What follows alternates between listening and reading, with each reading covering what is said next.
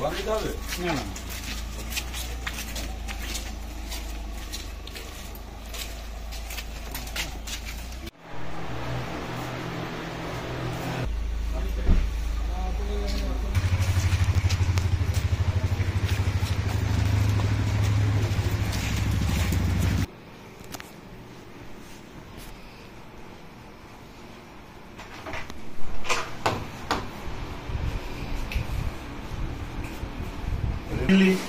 এত লোকজন আছে, শুনবে না কেন?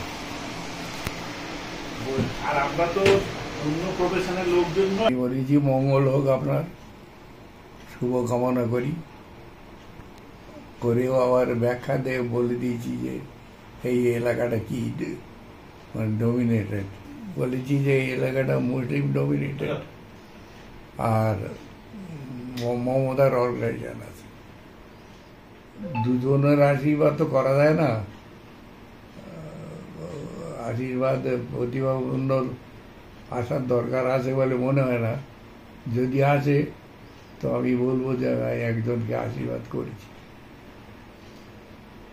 দ্বিতীয়বার আর করবেন না? না,